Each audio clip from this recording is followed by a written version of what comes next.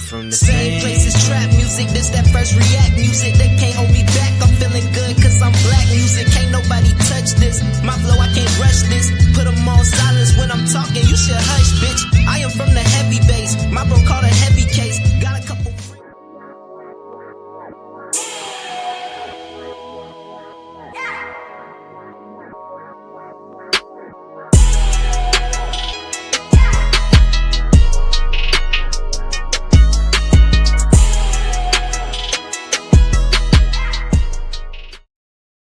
Good evening and welcome everyone back to another episode of Cigar Sundays Live, where we define, examine, and analyze words, sayings, and phrases used in American culture.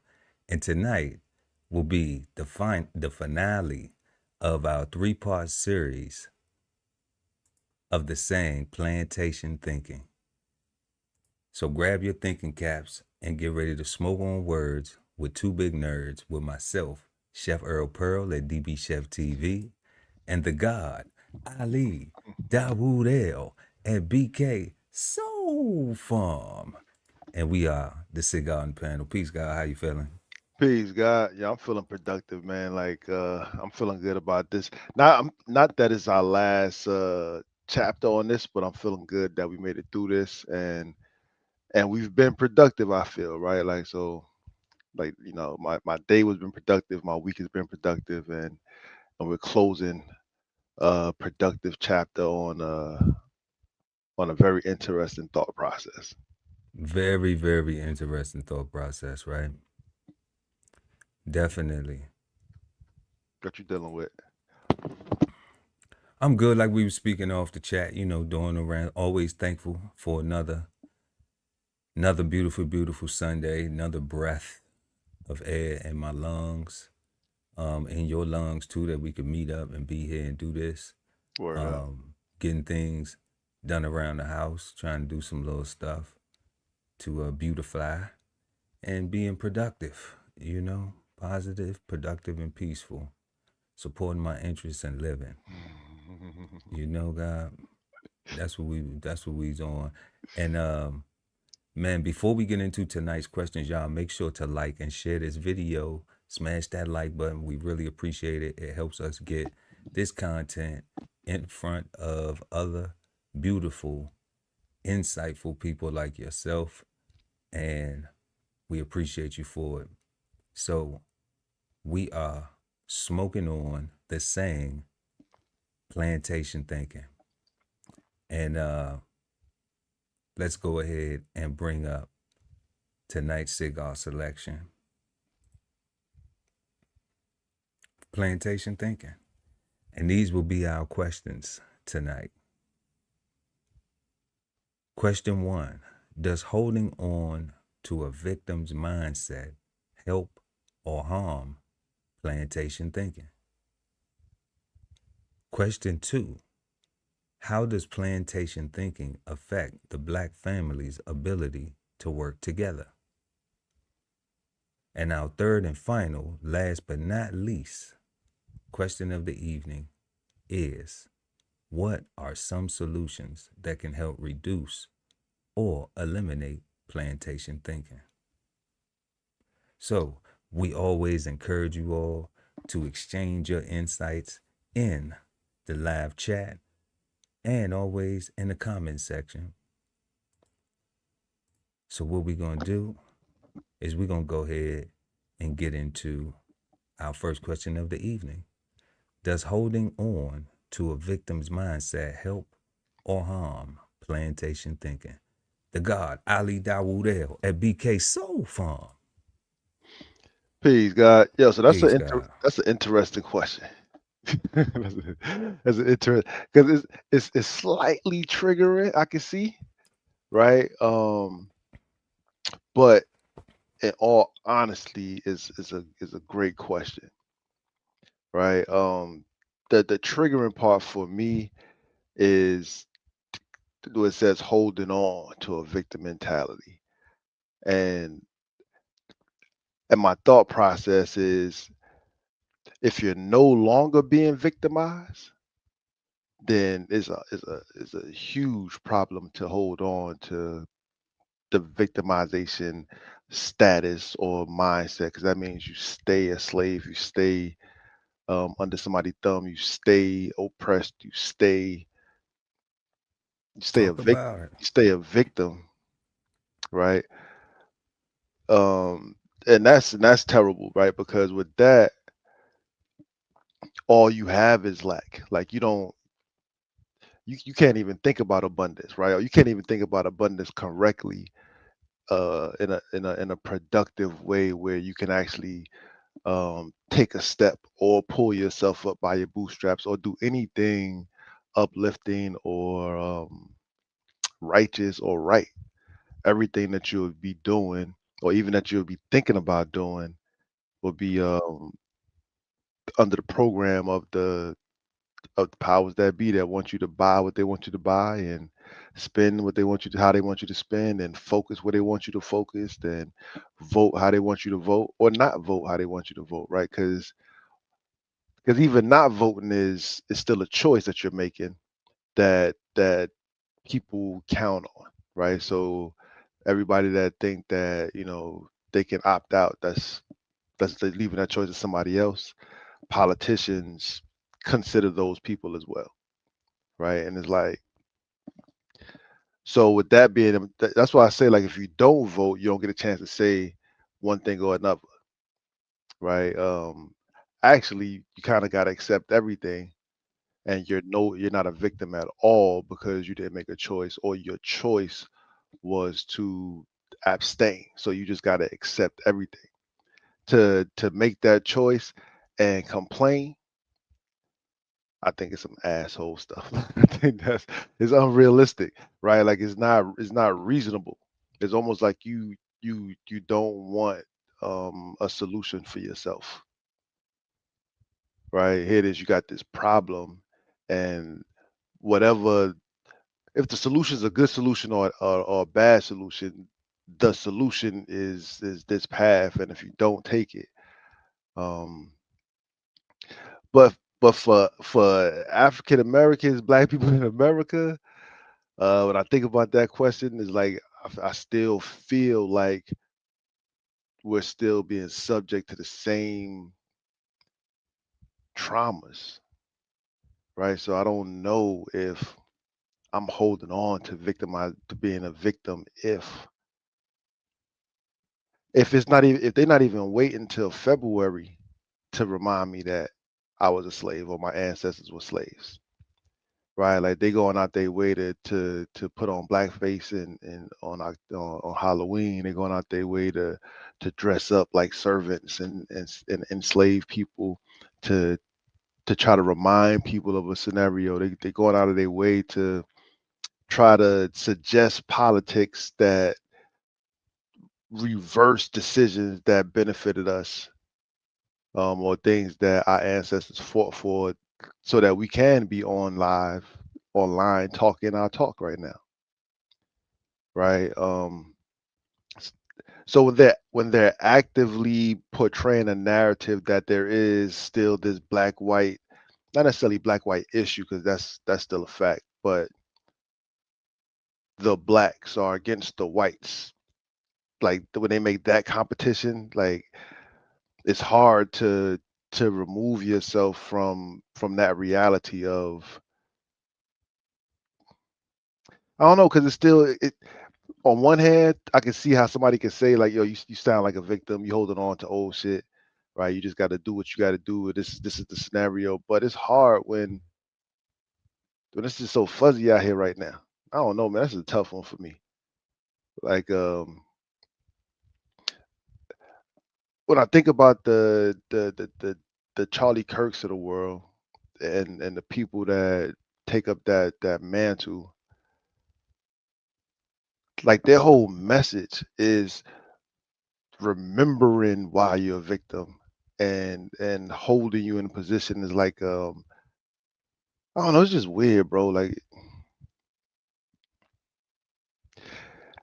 if everything is good, right? If you ain't got no pressure on your neck or no on your back anymore, but you still in your memory still feeling that foot and that knee, so you hold yourself down because of that memory, that's awful and terrible, and what they say, no bueno, right? Because you can't go nowhere from there because that's you holding it.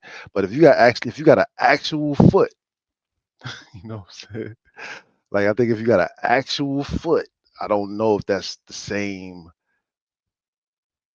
victim mindset. I think you are actual victim. That was a tough one for me.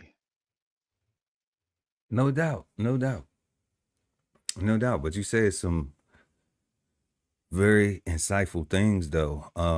I had a question I wanted to ask you about three things. Mm-hmm. Voting problem. Yeah. Um, with understanding that because there is no unity in what the ideal black community or African American community could or would be if it existed, you Yeah. know, um, why do you think that that is still an important way to tackle an issue um, when we see that politicians are bought on all levels, and that is the new game, like where it's not even saying it like with any malicious intent or any way to defamate, to say that, okay, well, this politician is wrong because they accepted money from donors, you know, and offering favors, you know, looking at it from the perspective of like, man, the only reason why we aren't in that position is because we aren't doing the things necessary. So if I'm going to go vote, but I actually don't, I actually help the populace part of it, the actual uh entertainment aspect of it, just like understanding voting with on the federal level Mm-hmm.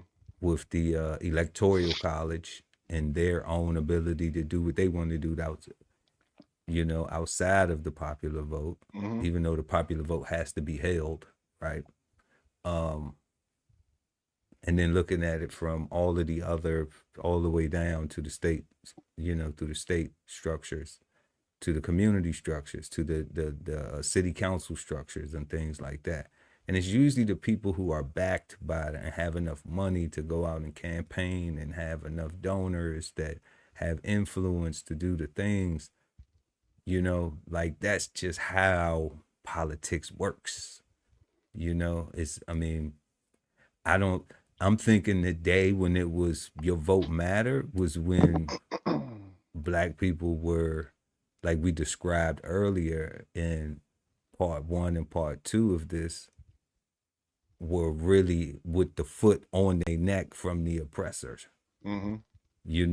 That was during the time when there was a whole like reclassification of race and slavery narratives and all this stuff going on. you Mm-hmm. know the lynchings and all that. Like, I'm like, maybe going to go vote then mattered, had a little bit of effect. you know like maybe that, and that's because what we see from American history, we see that, when black people tried to go vote, they were met with guns and things to deterrence that, could possibly take their life because they were trying to go and, participate in the elections. So now we don't have that. We don't have people meeting with rifles and torches and whatever else that was going on, which been, that stuff been embedded in my brain since Black History Month, the first time, Definitely. you Yeah. know. And this is a long ass question though, but it's like, why do you think that it's still a significance, that an answer to a solution by going to go vote by? Nah, I got great question. I don't disagree, and so the answer to the question plainly is because even after the politician is bought, the politicians' vote is what is actual matters on the end, right? Like how they vote in the Senate is how things get passed. Like they can say what they want to say on TV on the campaign trail, but that because voting is still happening somewhere to make things happen, that means to me that voting is still important. If we need to buy our politicians, we need to do that, Yeah. right? If we like, Yeah. whatever we got to do that, right? But we can't not vote if voting is the process, right? If they got if nobody was voting, like if it was just us voting, the people, but the government people, whatever, they had their own separate process, then I'm like, yeah, that's what the hell are we doing? Like we just over here dancing and they over there laughing at us. But they do. They And that's the do, that's the point. That's yeah, the point. Like you just made a valid point, God. but they do still vote in the end, right? And that's my point. But like they vote amongst each other. Like they showing us this now. Which is why we need to That don't count us. correct. And that's what I'm saying. Like, so we going to go vote Oh shit. I'm still in. for them to look elected. All right. And then but we understanding pop out and come back in, God. Yeah, God. You know, we're voting for them to get elected. And but then they have their own processes once they are in office. So we're being showed this right now, currently, where we see that, and we back, Word. where we see that I'm explaining to our viewers that that we see this now, where you were mentioning that where we vote and then they vote too, but they have their own processes. And we seeing that now where like even the president can't tell them to end the shutdown. Correct. The president can't even tell them because they have this thing called a filibuster. And what are those? Those are their voting rules that they have amongst themselves, that the issues that they bring amongst themselves, they don't give a shit what the public think. Because if the public could just go vote today and be like, hey, we want to end the shutdown and y'all got to do it because we saying y'all do it without vote, because then we would have actual input. We don't have no input. Once they get there, the only thing that they bring bills and stuff that are special interest bills. We see this. Like they showing us this. What I'm saying is that we don't have enough special interests. Agree. You know? So that's why it continues to look like, because we talking about solutions tonight, y'all. You know, like we don't have enough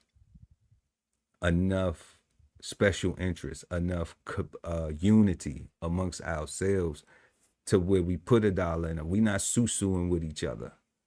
You know, we not cooperative economics in with each other. And that way, in doing that, now it's like, okay, but then they still would get there. You know, like let's say we was part of a group when we hear them saying like the far leftists, I don't even know what the hell a far leftist is. I don't know. You know, I thought it was just like, you know, the Democrat and Republican Party, and I heard of some conservatives and Yeah, some liberals and shit, but liberals. like, I thought but that I'm I thought like, that was just another term for Democrat, Republican. yeah, but like now it's a Now you far got like a far left and leftist, a a far far right. right. I'm And I'm like, like, what the fuck is that? Like, all right. like this shit is all out of control, you know? So, so, you know, I'm looking at that and it's like, okay, well, obviously whoever's in the far part has more control than the people, because the people in the actual party is saying that we won't budge on this until we get what we want. And they're explaining this to us, but nobody's paying attention. Everybody's still thinking that they matter, you know? and everything you saying, God, is why I'm saying what I'm saying, right? Again, if they weren't voting at all, right, then it wouldn't matter at all, right? Um, but they do, and just because we don't got our stuff together, don't mean we shouldn't have our stuff together, Big facts. right? Like the facts that like that where well you say we don't have enough what you just say we don't have enough interest, special interest, Special interest, yeah. right? Like that's unified thought and money, right? That's a collective conscious. Like what we don't have a group of citizens of us that care enough about our situations that literally hold the politicians that we elect to represent us accountable for how they represent us in real time, right? We allow their status and their position and their titles to reign over us like they got the power. Like if I didn't give it to you, you don't have it. So if I gave it to you, yeah, technically you got it, but I'm the one that gave it to you, so I can take it back. So it's a mutual respect thing there with a mature mind for me, right? But it seems like a lot of people have a I'm gonna like that person with the nice suit and the big college degrees and the big brain looking guy, and that person is they look smart, so they're gonna make the right decisions for me, and I can go worry about my 9 to 5 and my family and my house. They're gonna take care of my community for me. Like that laziness, we don't like it's as simple as going to community meetings, God, neighborhood meetings. Like again, just because we don't doesn't mean that we shouldn't, right? Like we don't do enough to reach out to those people that's doing their own thing, right? Everybody that has filibuster powers, like all those people are accountable to everybody in their states. It All don't those seem like it though. It seems like they only accountable to the far left or the far right. yeah, and You that's know, like that's how they and no presenting it. no and that's the way it keeps looking and gonna keep being as long as the people keep allowing it, right? Like if the people again, if I gave you my authority to represent me, I'm the one that gave you my authority to represent me. That means that I should have the right to take back the authority to represent me when I feel like you're representing me incorrectly. But And we get and lazy. I think And that's the example that the far left is giving us. what's that? The What you just said. That I gave you the money for you to be in the position where you at. mm, So you not representing me and what I want correctly. So that's what they're exemplifying. I'm following you. you Like said that you said okay. I see what you say. That's what they exemplify. Yeah, yeah, that yeah. they exemplifying that. They just not exemplifying it for the people because then the people wouldn't be laid off, um, They not furloughed, nah. SNAP benefits cut, and all that stuff. You know what I mean? And all of these things, all of these social things No, it's and not this. economic things that people are concerned about. Yo, God, with that thought process in mind, like that's what I'm saying. Like it's not a. As soon as we start saying a left or a right thing, when we start talking about things that affect all of us, that is our mistake. Like that is us allowing them to control the narrative, and the reality is we need them to work together, right? Facts, facts. Right. The fact that one side can be at recess for 6 7 weeks, like those people represent Americans, right? And those Americans that they represent need those people to be at work, and they're on vacation while America is shut down. Like they're taking Yeah. holidays and doing so while blaming the left. Absolutely. I'm That's the I'm show. I'm only on this vacation because of the left. I That's the would show. I would be at work. I wouldn't be on the beach if the left would just, stop being funny and just, give us what we want. And now you got people asking Casper, why don't you just give up everything that you fighting for? And I'm like, man, like these questions, like those questions are terrible questions because like 'cause that's how we got here. Everybody just kept giving up stuff, right? And nobody wants accountability. Everybody wants to just give somebody else their power to represent and just leave it at that. Like, hey Pearl, you know what? I need you to be my financial advisor. I need you to go to work for me. I need you to make my money for me. I need you to make my money make money for me. And I need you to give me, like, come on, man. It's just Sounds like a slave. I'm not signing up. I didn't sign up for that shit. You know what I'm You know, saying, God? Like, but I for the mean, most part, we born in it and sworn in it. right? So so definitely understanding. I just wanted to touch on the voting thing because I Yeah, know no, that that's a very significant thing that and there are things that are being revealed to us, but everybody probably not looking at it the way I look at. like saying that the stuff to me, the stuff that they revealing is why like the stuff I feel like the stuff that I'm saying is so right because it's like, man, if we don't unify, they really gonna run us over, and we literally give them the keys to the car, walking into the highway and looking at them roll down the damn road. Like, come on, man, Yeah, I think the train already left the building, though, God, to be like it's honest. like it's coming this way. I'm saying I'm gonna get off the tracks, right? I'm gonna do something about the problem. I'm saying that's what we all can do. We can see the problem coming, and we can decide to make a new track so that train can go someplace else, or we can do something. But as long as we don't, right? Like it's not fair to say that voting doesn't work when people are casting votes against you, right? So I'm saying they do work.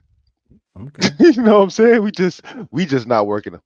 You know what I'm saying? Like, okay, they no working doubt, against they working against our asses. no doubt. And is it black versus white? That was another thing you say. Is it black versus white in the U.S. anymore? Yes. So it's gonna always be that in the US until reparations, until we get repair and again, not reparations, the money, but the actual repair. Like we all gotta heal, right? We like this country was built off of there needing to be an established bottom. So it need to be somebody that you can look at and say, at least I'm not that person, And you right? don't think that has transformed from black versus? Because that's why I asked, is it still? Yeah, no, We know that it was for sure. Like American history tells us, yeah, no, explains it to us every February that it was black versus white before, right? But that's why I'm asking, is it still? Because like you just said, a very key thing was that establishing, classism. And yeah. now that has moved. I'm thinking that it has moved, from my opinions, that it has moved more from a black and white to a socio-economic classism, you know? So that's why I asked the I question, I agree with that guy. is it so much? Because we don't hear of as much social media as we do have and we have access to. We don't hear about, it's almost selective. We see the incidents with law enforcement Hmm. and people and black peoples. We see the incidents when, the Karens and but we aren't seeing like um it's not a heavy, well, I don't have it coming through my algorithm at least because I be on some other shit. But I don't see a heavy presence of like constant uh racism spats, like like big Yeah, deals. We had the boat yeah. fight. We had that boat fight when them guys was down there fighting. I don't even think that was racist, to be honest with you. But I mean, I but think people I think turned it I racist think I though. think it looked racist. I think, but people turned. But I don't think that Yeah, that seems like some man shit. right? It might have just been a property, you know, they trying to whatever they had going on, too much alcohol, but you know, like that's the closest thing we see to it, and then everybody automatically internalizes it like that. But I was just, you know, I heard you mention something about the black and white thing, and I just wanted to, you know, clarify or understand, you know, because because like you said, there are some people who think that there is a black white thing still thriving, like that's at the height, versus they not paying attention to the socio-economic structure of it, you know, because you know, like that's where it's like where I said that the Civil War was a labor dispute. They wanted to make everybody pay taxes. They wanted to make everybody slaves to the tax system. It was no longer, you know, it wasn't about, oh, you from the North and you from the South, and I don't like the way you say this and I don't like the way you say that, you know, or that and this and stupid shit that people, you know, continue to think is the narrative, you know. But it's not taught like that either. Which is You why know, which is why the it answer isn't taught like that either. which is why my answer to your question is yes. Right. So honestly, God, I think it's always been the social class thing, right? Like I think that's always been the case, right? But to establish that, you use what you can see, and you can see skin color, you can see the difference between that, right? So that's a easy tool to use to move your agenda or to set stereotypes and things like that, right? Um, and even the things you were saying, like the you said it's selective.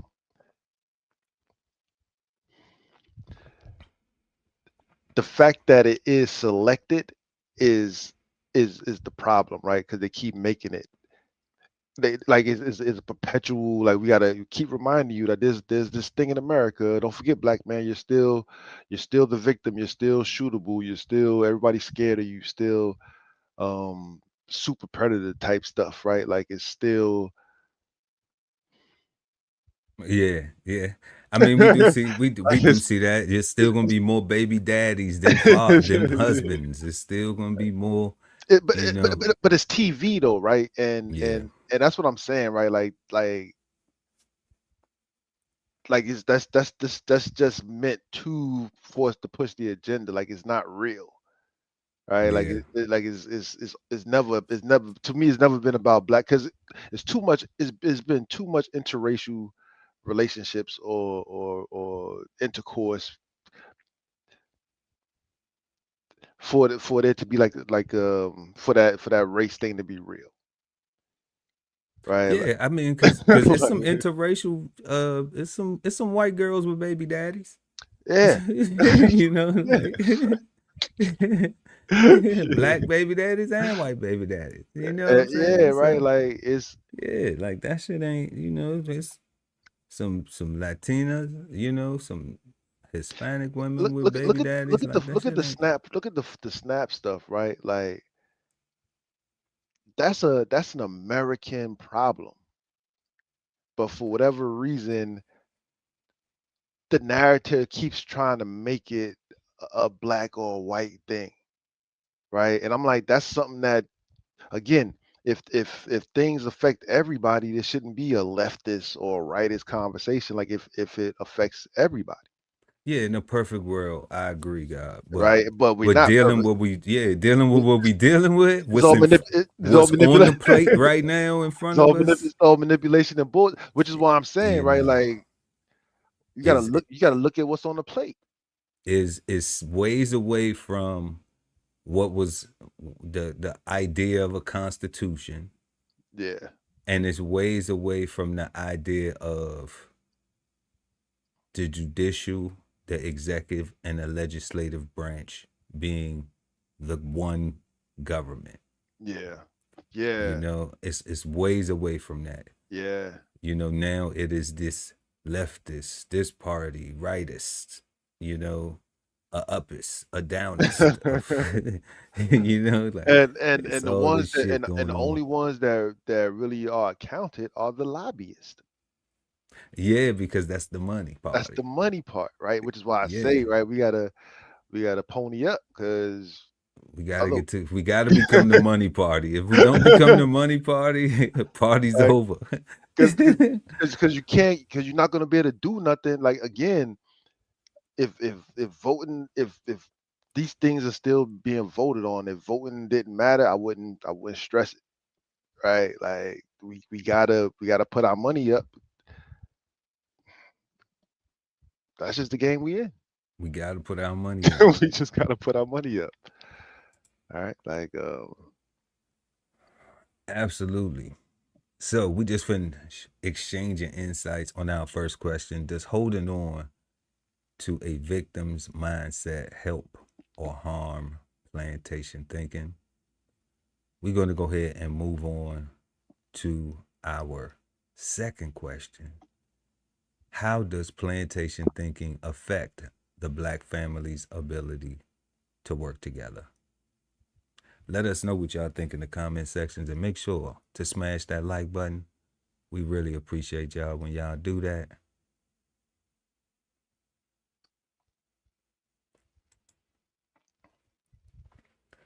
What you got, guy? How does plantation thinking affect the Black family's ability to work together?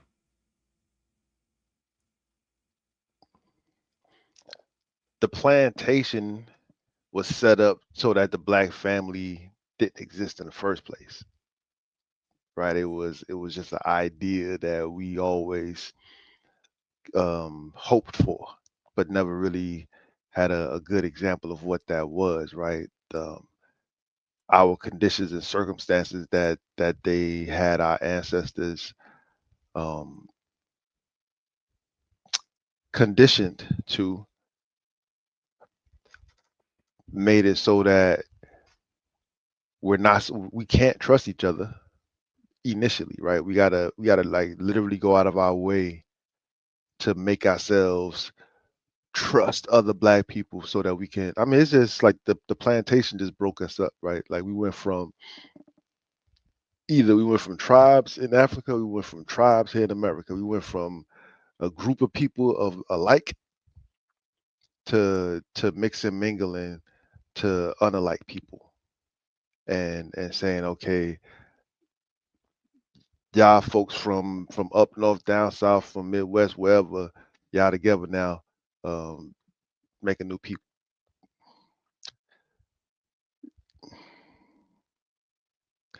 I know it's tough, guy. Like I think the way that they got it is like it's just hard to work together. I think the idea of the plantation is just and like I said, it's anti-family. Um, and unless we take like literally stomp our feet and say we gotta make a mental change, we gotta change our actions, we gotta change our approaches to problem solving, and we even gotta change on what we even see as problems, right? Like I feel like we gotta see more things as problems that need to be resolved, right? And stop being so complacent and lax on, well, I'm looking and breathing, so I'm good. My life is paid, so I'm good. I got food in my fridge, so I'm good. And I'm like, if we got 2 million people about to get laid off, right? 2 million people that's gonna be financially impacted, and we know this. I'm saying that we all got 2 million new problems potentially, right? That we need to be thinking about, and when they put their masks up and they come looking, that's the wrong time to start worrying about the problem. Like when they outside knocking on the door, like that's the wrong time to be worried about. Like you got to have your security system up first, right? You got to have your I don't know, man. It's just it takes a sharp right turn, right? We got to do something drastic to get out of that thinking of not working together. Like we really got to force ourselves to work with each other, right? We got to prove to each other that we can rely on each other, like because the plantation just shows that we couldn't. Like the whole buck breaking process, like and a lot of this stuff, right? Like I like to, it's hard for me to think about as being a ancestral memory and not being furious about it, right? So, um, but a lot of the bug breaking practices to take the biggest, strongest person like that, it sounds fantasy, but you see it in school all the time. Like you see the bully walk up to the biggest person and slap that person or run their pockets, and everybody look like, oh man, if they got their pockets ran, like. Yeah, that shit was back in the day. They ain't doing that no more though. But I'm just saying though, right? But Yeah, that like that's was. it's like a real thing, right? Like it's Yeah. it was so relevant. So if we saw that, Yeah, right, during right, our era, you know what I'm absolutely. saying? Like, Like, and that wasn't even a bug breaking yeah. practice. Like that was just some nigga shit, I guess, right? I don't know. Um, Yeah, you know what I'm saying? But that was but an that, actual that was you better not slap the wrong one. you better not slap the wrong facts. you know. You never know who they know. Yeah. Or you never know what Oh, they they got got. what they got, What type right? of heart they got. Shit. Right, right. So that's what I'm saying. Like so the plantation got us scared to trust, right? Because we got us thinking that my brother might be my first op, right? And instead of teammate, right? Like they got us thinking that look at the whole the what was it the welfare the dad's got to leave the house program, right, in order for the women to get service, in order for the women and children Yeah. to be able to eat, right, Speak on it, God. Speak on it. like that, Absolutely. like so like that, like even something like that, right? Like the real reality is or was people were not making enough money, right? Specifically, black people were not being paid accordingly for what they was doing, and they wasn't getting paid enough in the first place, right? So it was always, how can we get over on people, and if you don't take this job, somebody else will. So it was always an opportunity for somebody, right? So if they wasn't making enough money in the first place and they got a whole family to take care of, and you got this program, this system that just pops up that requires the family to not have a man in the house, right? Like that you know how much we got to do to you know what I'm saying, I mean, to setting up the system is foul, eh, but I think there's also a level of accountability that needs to be yeah, addressed when we say, like, for but particularly for in the commune. Well, by that time, I think it hasn't been communities for a long time. Okay. Because to perpetuate the narrative means that somebody mama got to be okay with not having a man in the house to get some shit. correct. And then they instill that into the children to where the children think that that's cool too, because my mama did it. So a lot of people think, well, if it was good for the goose, then it's good for the gander. Shit like that. So, so that there's a level of accountability. Then, let's not just look at one side of the coin. Then there's some people who, like, nah, I seen my mother struggle on public assistance. We grew up like that, and I don't want to live my life like that. I want to be married. I want to be able to, go and get an education or whatever it takes for me to be able to sustain myself and not have to live like that. You know, That's that aggressive step that I'm talking about. Like S- you gotta change. so Yeah. there are two sides we see, but we also see that that system is still in place today. Yeah. And dealing with the SNAP issues, we are seeing young women professing their independence, but there's a dependence, and now there's a lack of. So it's like, how independent are you, though? You know, Yeah. No, what I was speaking to was the inception of the program, right, and I don't think there's accountability to be had for our people for that. I think accountability is now. I think that we now, are yeah, I think we are wise enough. We have enough tools. We have enough resources. We have enough um, just enough knowledge and information to know that what was put in place was foul, right. right? So foul that it was a trap that they couldn't avoid, right? And it's like, okay, cool, they couldn't avoid that. We can, We can, right, right? They couldn't have, like they couldn't. Like we have to accept that, right? We have to accept and acknowledge that that trap was set, right? It was set, right? And we fell for it.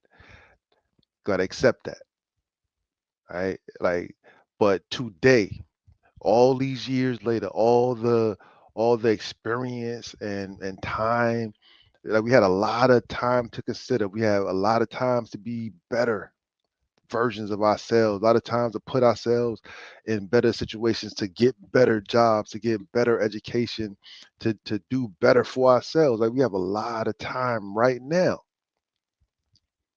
right? So for me, the accountability is never on our ancestors in the past that was going through it in real time as it was happening, because as we seeing right now, they just doing stuff, and we just as a country are just subject to it, right? So things are yeah. being Certain things, absolutely. certain things are being done to us right now that we're being subject to, right? We can allow that to continue, or we can put ourselves in a situation to where that's not impacting us like that, right? And like I say, but right now is our time, Yeah, right? Then it was too new, it was too real. People had to eat right now.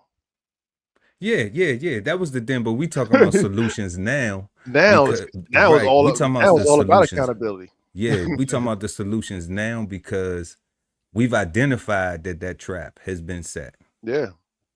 We've identified all of the effects from it, and giving the examples like you gave, living examples I gave.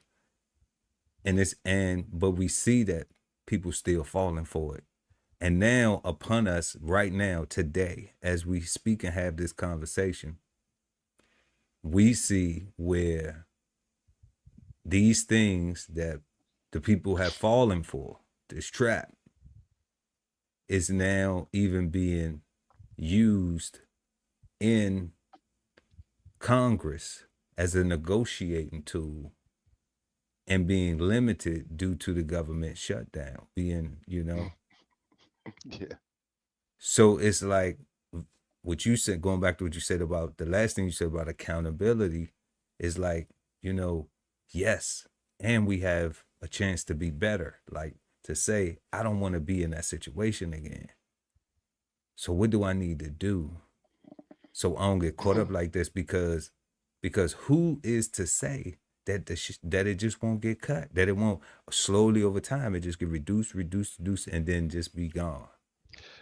Yo, to the point that you're making, guy, I saw a video today that I kind of understood a little bit, but it bothered me. And there was this young brother, and he was complaining about.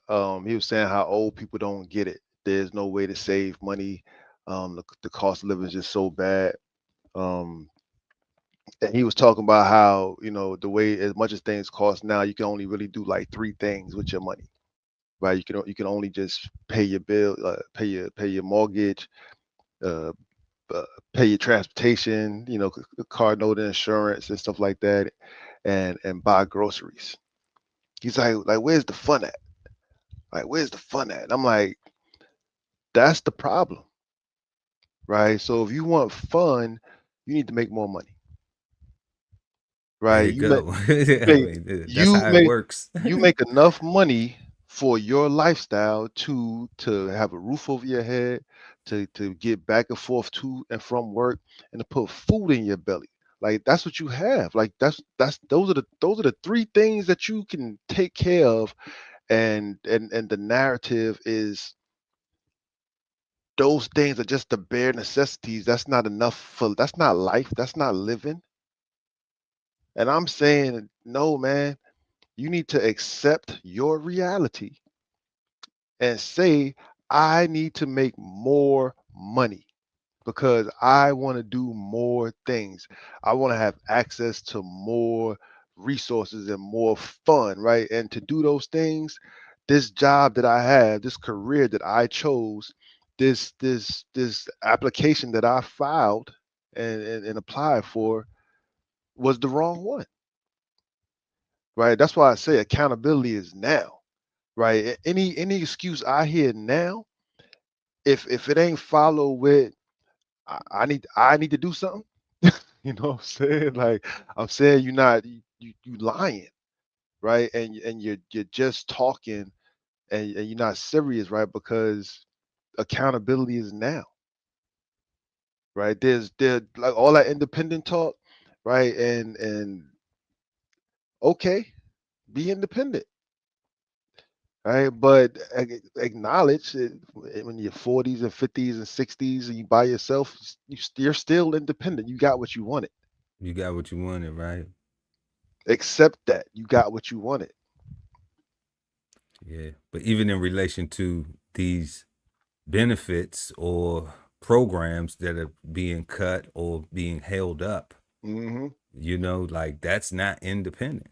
That's not in. That's You full know, dependent. that's full dependent. Because if they're cutting something and you like and it's messing with your comfort, then that don't sound independent. So, definitely, um, yeah, people, we got to be more accountable Yeah, and bro. desire to be better.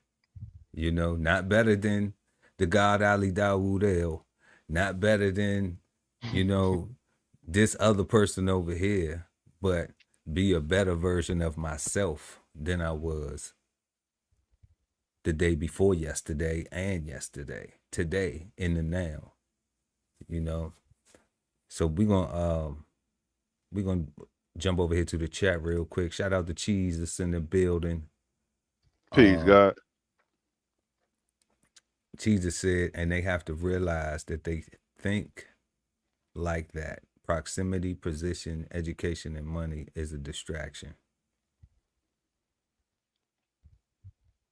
Okay. I don't know where you chimed in at in the comments, but some of these things are distractions though, that's for sure. Yeah, Definitely going to school and getting this education that does not prepare you for the real things that you need in life is horrible. You he might know, have been talking about that black white thing. I think that's again right because we can see our complexion, we can see our color, right? We can see that. So that's an easy way to distract somebody. yeah. And we definitely think that that there should be some type of reform to the public school system. Like, I mean, it just needs to be reformed like all the way, the whole curriculum. It's nothing against the teachers. It's everything against what we are coming out to school with and the ability that we have to be able to navigate as young adults transitioning into an adult before you get to come old as shit.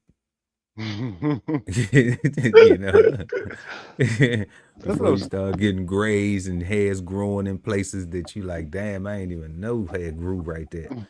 You know, so those are certain things that we really got to focus on, and how does plantation thinking affect Black families' ability to work together? I'm gonna touch on it real quick. I think that it affects the Black families work together because of a few of the things that you were saying, guys. Some of the residuals that happen from slavery and the teachings of slavery, the whole slavery narrative. We see a lot of alcoholism, a lot of drug use in the Black community, in Black families, that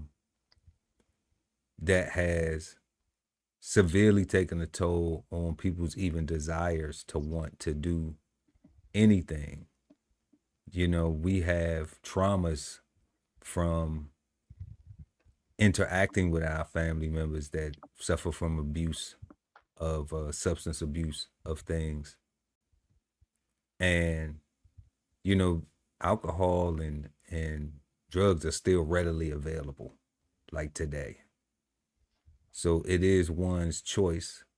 And then one does have to be, have to be accountable. But I'm seeing that those things, like Jesus was saying, are distractions. We have the fact that the point that God was making about the houses being broken up, that's a thing that still resonates today. When we have a lot of young ladies, it's even guys on there, but I mean, they should be ashamed of themselves. I think so. My opinion is any man that's online talking about they cutting off my benefits, like, I'm calling you a man to respect you, to respect your gender. But when we see the young ladies on there, they're by themselves. So that's, or they appear to be by themselves. That is being, and like we talked about, whether it's AI or it's real, they still are being presented by themselves. Correct. So there is a lack of a father in that structure, in that family structure. These things continue because then now everybody looks at, oh, this person has this problem going on, this person has that problem going on. And nobody's really realizing, saying that, thinking like, you know what, all of us have problems. Because all of us been suffering from the same shit. All of us been affected. Especially if I grew up around you. If I grew up around you, then I probably was exposed to your bullshit along with all the other bullshit that we both got exposed to. So because we talking about a family working together. So words that we talk about all the time here on Cigar Sundays: compassion, consideration, invoking some of that consideration is a first step to a solution. Yeah. Understanding that, like, we've all suffered the same traumas, the same abuse. And that the only way that we're going to be able to overcome that is by really embracing each other in our own, with our traumas, because people do that with their family. People will understand, like, like, oh, nah, my uncle, he fucked up. My cousin, he fucked up. Oh, he think he this, he think he that. Oh, this some bullshit. Oh, my sister, oh, she fucked up. Oh, my brother, he fucked up. Like, people would do that. But get a phone call and somebody done did something to him. Burn the world. You know what I'm saying? Like you done forgot about all that shit. You know, you done forgot about all that shit. Yeah. You know, and you just could have, you know. So we do that, but then we still won't collectively work for each other. So it's like you'll be there to be able to go to jail. You'll be there to be able to go and commit a crime, but you won't be there for us to, like you were saying, the young man said he wanted to have fun. And it's like for us to do something collectively so that way we can live and then also have more fun. Because if we're working together, like my granddad used to say, 4 hands is always better than 2. They are better. They are better. You get the work done faster. You know, so the plantation thinking is something that that I encourage everybody to just look inside yourself and see if you carrying any of them traits. You know, like I do the same thing for myself. Like, do I hate dark skin? Do I hate light skin? Nah, we crack jokes because we always crack jokes. My little sister, high yellow, red. You know, I always crack jokes on her all the time.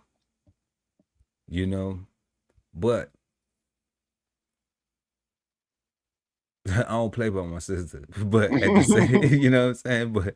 But at the same time, it's just like, you know, in real life, you know, have I seen beautiful black women of all complexions? Yes. You know, have I seen beautiful black women of all complexions and their attitude is fucked up and that's what make them ugly? Yes. You know, have I seen brothers, you know, of all complexions, handsome? Yes. Have I seen brothers of all complexions handsome on some fuck shit? And that's what made them a fuck nigga? Yes. Okay? So the thing is that still don't mean anybody that I dealt with had them type of interactions. It's more especially family that we haven't put aside our differences to do some shit like take pictures because grandma want everybody to take pictures. You know? Or go to, you know, auntie so-and-so funeral, or go to, you know, this one's birthday party because they turning 100 years old or something like that. You know? So people have the ability to do shit like that, like to put their differences aside and be like, oh, I'm only going to be around this joker for, you know, about an hour or 2 or whatever, you know? And you do that. Yeah, you do that. But then everybody go back to their own lives. There's nothing coming together so we could do this more often so it don't feel weird, so it don't feel odd. So the babies come up understanding that we need to do this. We need to be sticking together. We need to work together because when you step off that porch, the whole world, you know, is the playing field.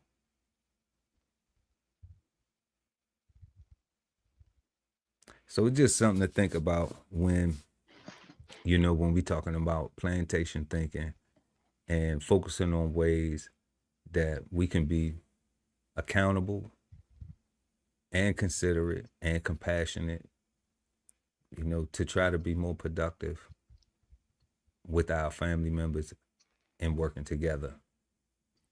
You know, your neighbors, your community,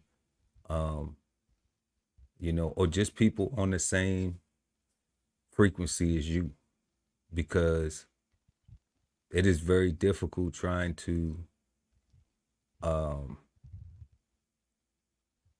be in the right space and everybody else around you wants to do the opposite thing. You know, that is very difficult.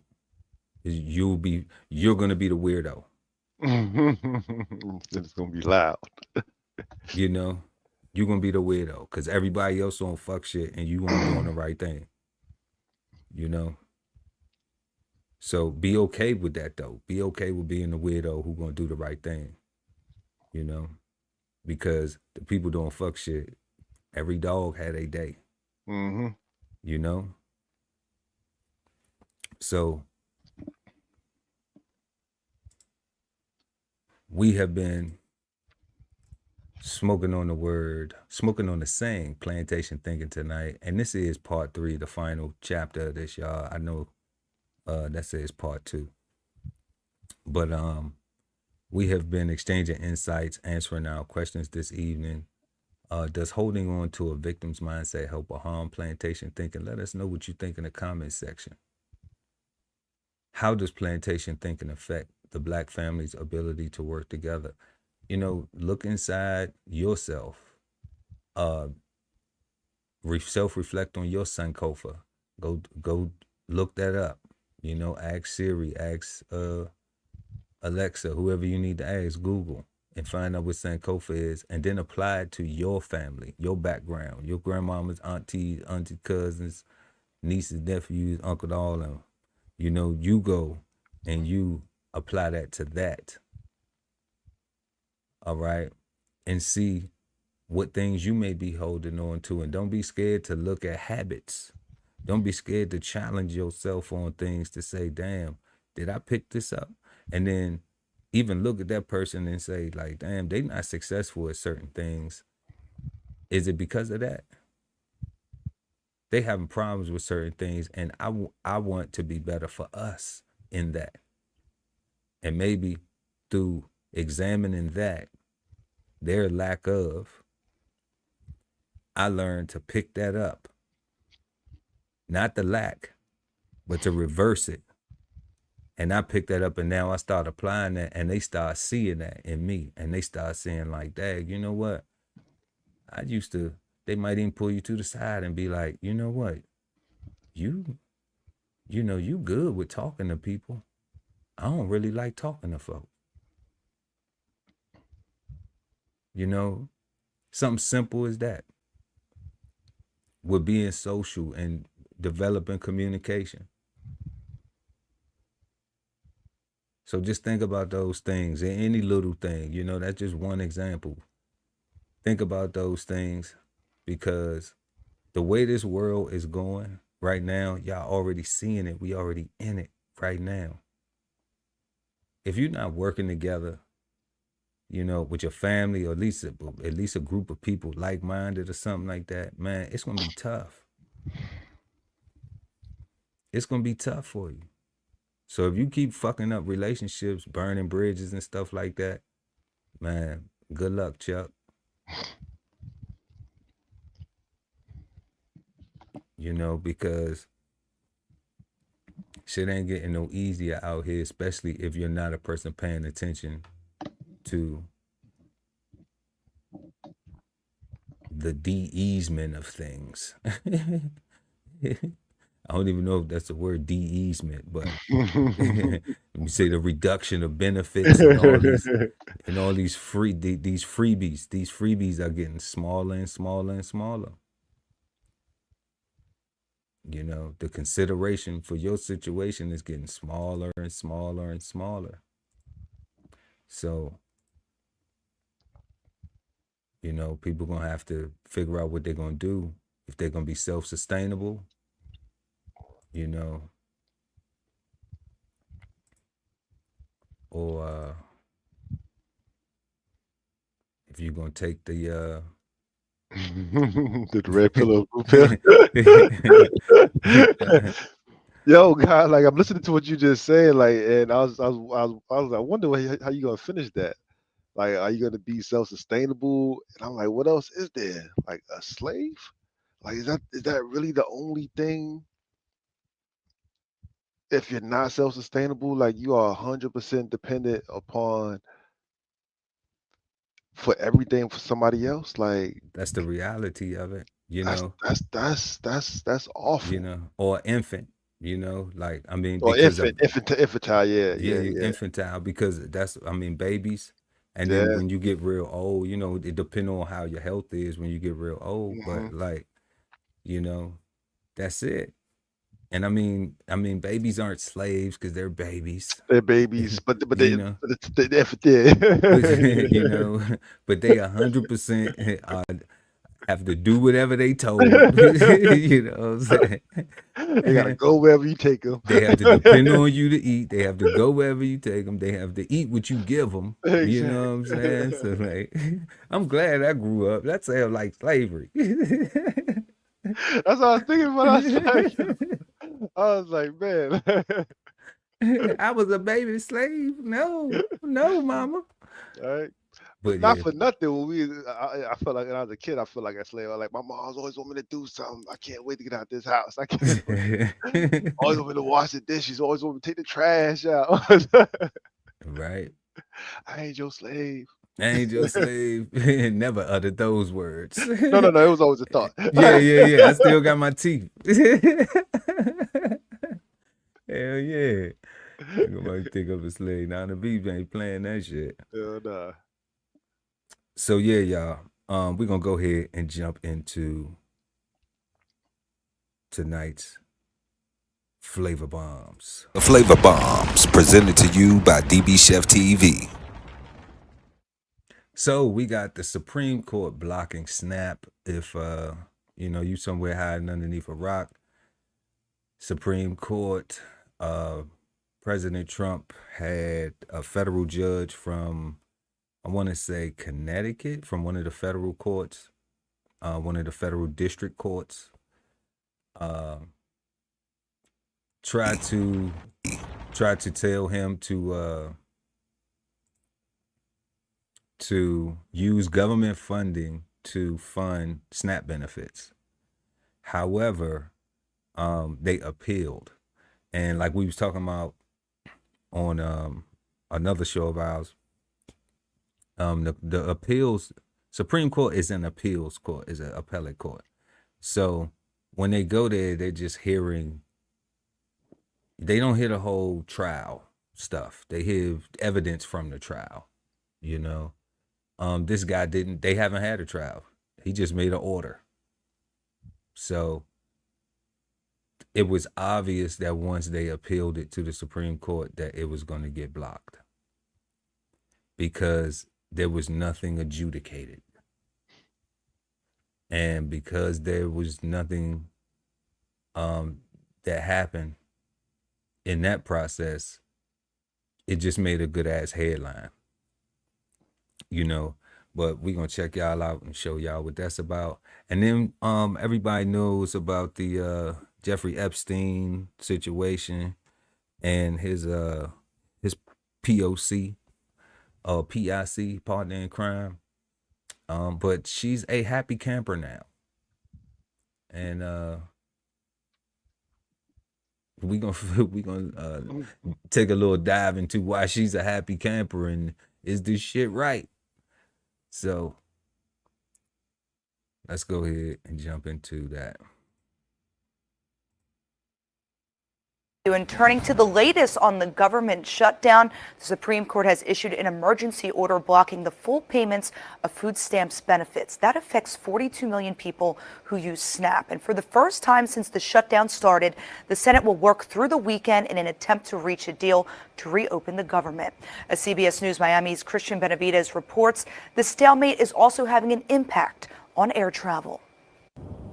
At the 11th hour, the Supreme Court halted a court order requiring the federal government to fund food assistance. Justice Ketanji Brown Jackson issued the order in response to an emergency appeal by the Trump administration, which has so far refused to dip into its reserves to fund food assistance. Jackson wrote the lower court should deal with the matter swiftly. Janelle Daniels of New Jersey has suffered. SNAP ran out of funds last week. It's hard to try to depend on other people to help you.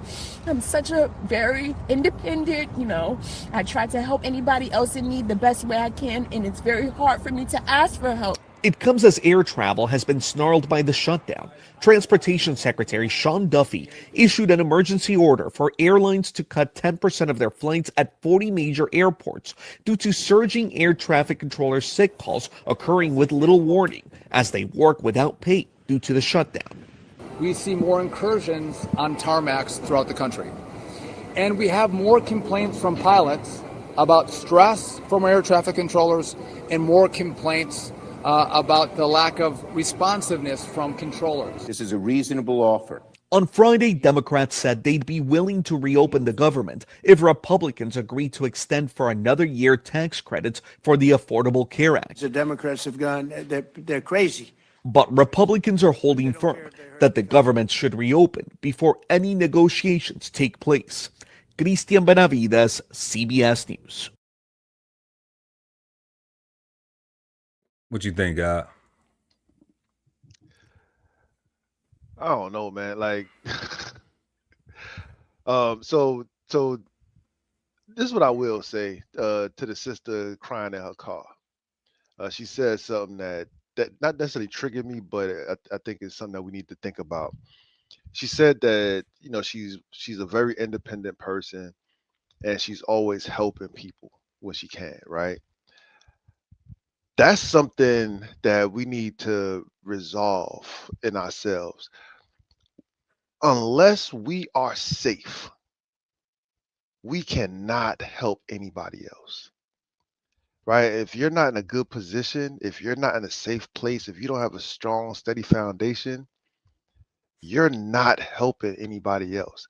Anybody that you're helping, that person is hindering your progress and your growth because you're not in a position to be of help. Like that sister was sitting there crying because the food stamps is going away. Like she was not in a position to help anybody. Like that's not you gotta change that thought process. But I mean, the rest of that stuff, I don't know about, God, to be honest. I know that it's all thought process that we gotta change. And when she said that whole, I'm always helping people, and I'm like, you're not in a position to help, right? You need food stamps. Yeah, I agree with that. Like nobody should be borrowing money from you. Nobody should be needing anything from you because you need assistance. Yeah, if you're helping people and if you have helped people and you can't call and get no help, that's where I'm like, well, was that staged? Did she get paid to say that? It looked like it. It looked like it. Did she get paid to say that? I don't know, because she had the little, but I ain't see no tears though. I ain't see, the whole. And Mama was looking like, play it, girl, go on. Get that shit off. They just gave us $500, girl. We gonna go to Walmart right now, stock up. Thanksgiving already. So I don't know. That's what that looked like to me as well. I don't know, but the messaging in it, the messaging in it, like the guy was saying, it's a clear message that if you are helping people and it's going to hinder you, then you're not helping people, you're hindering yourself. And that was something that I had to learn. I had to learn, like, that was a very hard lesson for me. Because sometimes you just don't know how to say no. Yeah. Or you don't know how to say, I don't got it. Even if you got it, you don't want to lie because you had so much integrity. You just like, damn. And you feel compelled because you just like, you know what, man? Like, I look out because I know I have more than I need. My needs are met. So I have sacrificed my own wants to help people. And I always make this comment now, and it's a true one. I say that any man that I could call to ask to help me with anything is a father. So every father that I would have to call if I allow myself to become destitute, if I allow myself to lapse in my responsibilities, if I found myself unable to afford myself, okay, say that, then every man that I would have to ask has to take food from their children's mouth. And that's the way I look at it. And that's something that motivates me to not have to put myself in those situations. So even if it is somebody that I truly want to help, I have to always evaluate, are my needs met first? Does this cut into my needs? Because if it's something I want, I get what I want, you know, not because I just got tons of money to go get, because I'm patient enough to do the things necessary to budget for it, to have budget discipline, you know. And that's one thing that I think that the young lady doesn't have when she's speaking like that. She don't have budget discipline. Mm-hmm.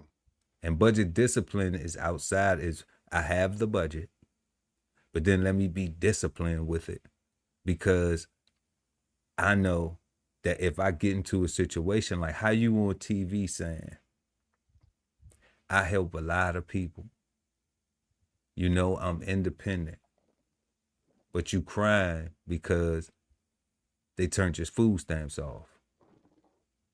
If you done helped all these people, then it ain't nobody you can call, baby girl. Ain't nobody you can call. Out of all them people you help, ain't nobody you can call. But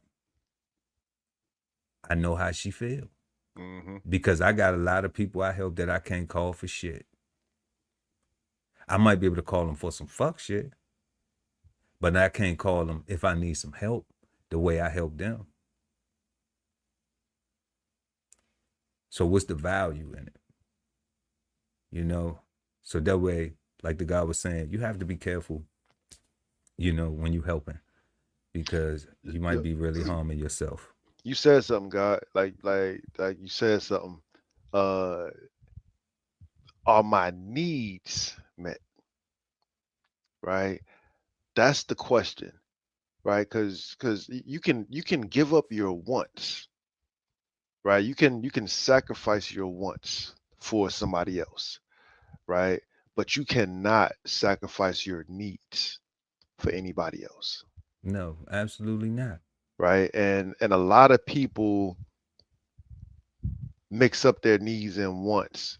Because when you said somebody asks you for something and you don't have the courage to say I don't have it, because you don't want to lie, you might have the exact amount that they're asking for, right? But if that money is allocated to something already, In the budget. you don't have it, even if you have the exact dollar amount that they're asking for. If that money is already allocated, then you don't have that money anymore, because that money's already allocated. Just because you can see it there doesn't mean you have it. It's for something else. And we have to get out of the mindset that, because that budget discipline is so important. We got to get out of the mindset of what I can see is what I got. Like, no, what do you need? What is that money for? Right? Once you subtract all of that, this is how much money you got left. That's how much you got. That's what you can afford to lend somebody. You can't afford to lend somebody your rent money. You can't afford to Yeah. lend somebody your daycare money. You can't afford to lend somebody, like, you cannot like you need those things. But they Yeah. say robbing Peter to pay Paul, like Mm-hmm. like we got to stop doing that. Like because we just keep we just gonna end up in jail, and like we robbing Peter to pay Paul. Like it's the penitentiary or the grave, right? Like that's not a good life, Right. right? So what you said was powerful, guy. Like you know, are your needs met? Right. We gotta identify and know what our needs are, and Right. and know what we can sacrifice. Yeah. And you turned the light bulb on too. You hit me with a trigger word. Don't lend. You are not a bank. You're not a bank. Do not lend. You're not a bank. You're not a financial institution. When you dealing with people, and that's something I had to learn too. When you dealing with those that you love, that you're going to consider helping out with money, okay? Give. Because you have to understand, and this is why you have to make sure your needs are met. Yeah. This is the reason why you have to make sure your needs are met. Yeah, because so you can't give it away. So you can't give it away. So you could just give it because they already down bad. They already in a bad position. They're not going to be able to pay you back in 2 weeks because they need that money in 2 weeks. Because they've already been poor stewards of their own finances before they got to you. Yeah, they caught like 3 or 4 people. You know, so you're gonna have to, so you might as well just be like, and that's the thing, even if like if somebody call me, like I've had this happen, somebody call me like, oh, I need, $2,000 for an electric bill, some type shit. And I'm just like, damn, like why you ain't call me the first month when the shit was you know what I'm saying? You let that shit go for $2,000, like. And then what the fuck make you think I got $2,000 just laying around just to give you? You know what I'm saying? So I had the first month. yeah, like if you'd call me during the first month, hell, here you go, baby. You know what I'm saying? Just keep your lights on. The lights on. Yeah, no problem. Just hit give me, and if you can give it back to me when you say you're gonna get it back to me, cool. But I ain't looking for it. Correct. And that's why I say give, don't lend. Yeah. Because then that way you are already making it up in your mind that you are okay with separating from this. This is something that you don't need in life at all, ever again.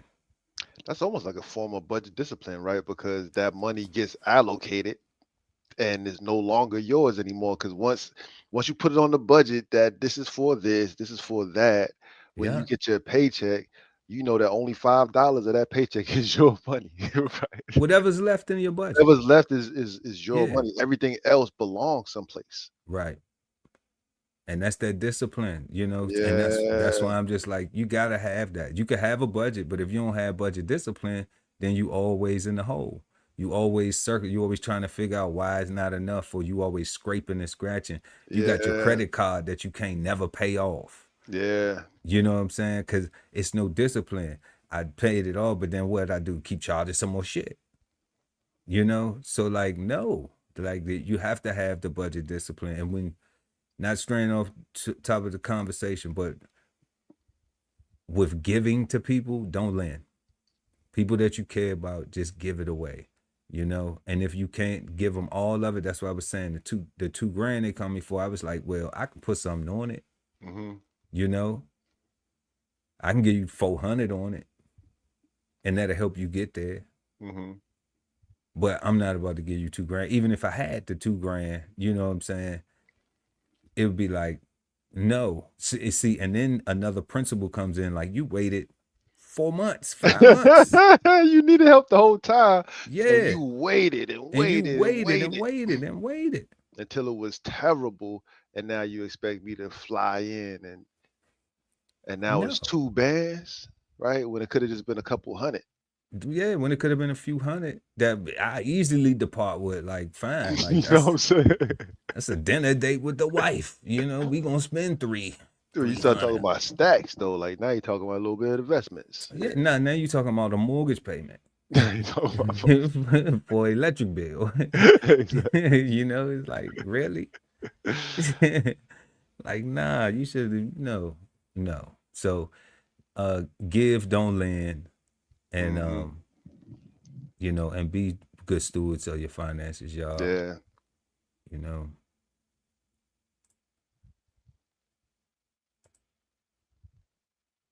Ghislaine Maxwell, in her own words, describing life in her new prison home. I feel like I have dropped through Alice in Wonderland's looking glass, she writes, a federal prison Camp Bryan, according to emails she sent to friends and family reviewed by NBC News. I am much, much happier here, she writes. Maxwell is serving a 20-year sentence for recruiting minors to be sexually abused by Jeffrey Epstein. The emails obtained by the House Judiciary Committee investigating allegations of special treatment, written by Maxwell after an abrupt and unusual transfer from a low-security facility in Florida to this all-women's camp in Texas, typically reserved for white-collar criminals. The move came amid backlash over the DOJ and FBI announcement in July that a review found no incriminating client list. Soon after, Maxwell met with Deputy Attorney General Todd Blanche. Did you know of the existence of any such list? There is no list. Days later, she was transferred and writing emails gushing over her improved conditions. The food is legions better. The place is clean. The staff responsive and polite, she wrote. Saying in another, you are not allowed to steal, beat people up, and attack them with homemade weapons. The Justice Department, which oversees federal prisons, declined to comment. Maxwell's attorney saying in a statement, it's time to get over the fact that she's in a safer facility. We should want that for everyone. The family of abuse survivor Virginia Roberts Giuffre, who later died by suicide, saying, we strongly reject the notion that a convicted child sex trafficker should reside in a residential neighborhood shielded by fences instead of bars. Priscilla Thompson, NBC News.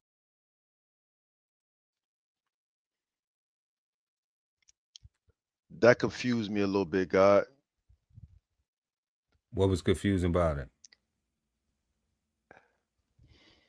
So they 100% touched the babies. That 100% happened. What was she convicted of? That's what I'm saying. Like, she was convicted of the child trafficking. They convicted of her of assisting him. Yeah. To approach or recruit minors. That's what they just said. That's what the news articles that's what it said. Okay, so that's what she is convicted of, and she got to go to happy camp. And it sounded like she got to go to happy camp after she said that there was no list. And that's, my friend, and that, my friend. And that, my friend, and you hear the crowd go, wow. You figured it out, God. You figured it out. I'm glad that I wasn't the only one who saw that. I knew once I played, you was gonna call that shit. I was like, the God is gonna call this shit out. Like, soon as he you see that? Like, what are we looking at right now? Yeah. Sad. Yeah. Oh sad, man. sad. And to the lady that, I mean, condolence to the family that the young lady that killed herself, right? Because absolutely, that's what I'm saying, man. Like, if you still got the foot on your neck, you're still a victim. Just because you're older now doesn't mean that. And now now she's happier. And hey, the people are friendlier, the beds are comfier. I don't like monsters, God. The food is, the food is adequate now. Yo, that whole thing was so disrespectful, right? Like, even if that happened and they sent her to happy camp or whatever, to report that, to share any of her, oh, I'm so much better now, the food is better, nobody's getting beat up now, to even share that publicly is like, here, take that. Like, that's just disrespectful. It's like, look, monsters they go to happy camp. Family was like, it ain't even bars. I've never been to prison. No desire to go. But they said it was a happy camp. Like, it's not even bars. It's just one of those. She's in a neighborhood. Yeah, one of those medium facilities where they just have a nice fence. And as long as you follow the rules, then it's all copacetic. Yeah, that's wild though. That's wild, God. This is wild. Super wild. So yeah, so that's what's going on. That's the latest and greatest, to say the least, with the Jeffrey Epstein case. Because we all know now that there's no list. There is no list. She got There's no convicted list. of trafficking and orchestrating, but there's no list though. You know, so I wonder what proof they had to convict her of that. You know, That's what did they confused catch me. her Like red-handed? Did they catch him on something? Like what? How? that's why I'm confused, God. Because like, how is she locked up if there's no list? Like, it's just.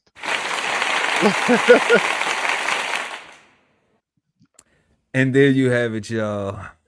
The flavor bombs. You've just been flavor bombed, and now back to our show. Okay, so if you're just joining us, y'all, go ahead and smash that like button. We really appreciate it. Also, share the video, and we have been smoking on the saying plantation thinking in this part 3 final episode, and we had 3 questions this evening so far. Does holding on to a victim's mindset help or harm plantation thinking? How does plantation thinking affect the Black family's ability to work together? Let us know what you think in the comment section. Feel free to exchange your insights in the chat as well. And we're going to move on to our 3rd and final question of the evening. What are some solutions that can help reduce or eliminate plantation thinking?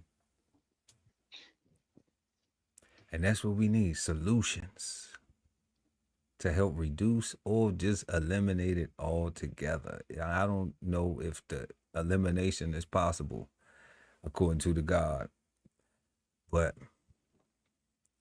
we need help out here, y'all. And it looks like that we're gonna have to help each other, because the help's not coming. What you got, God? The first thing that comes to my mind as the very first solution is we need to agree that there is a thing called plantation thinking, right? We need to agree that the plantation created a whole thought process and a whole people group, right? That got a whole wave, right? Like if and I feel like if we can agree to that, that'll be our first step to repair, right? Because we just need one thing to agree on, right? If we can just get one thing to agree on, I think in my heart of hearts, right, I feel like it's gonna get a domino effect, a snowball effect of we're just gonna find more things that we can agree on because the plantation thinking says that we can agree. So if we can agree that there is plantation thinking, if we can just agree on just one thing, I think that's just going to lead to just more things that we just can agree to because the cycle will be broken, right? It'll just be broken. I think everything that we've been saying tonight has been solution based, right? Don't lend. You gotta give. You gotta be in a position to give. Not picking on the sister in the car in the SNAP program, right? But her case and her words were so. If we can't help, if we're not in a position, if we're not safe, right, then we need to acknowledge our own reality and be honest with ourselves and with each other, right? And what we talk about all the time, that consideration and that compassion. If I ask you and you say, you know what, bro, I don't have it.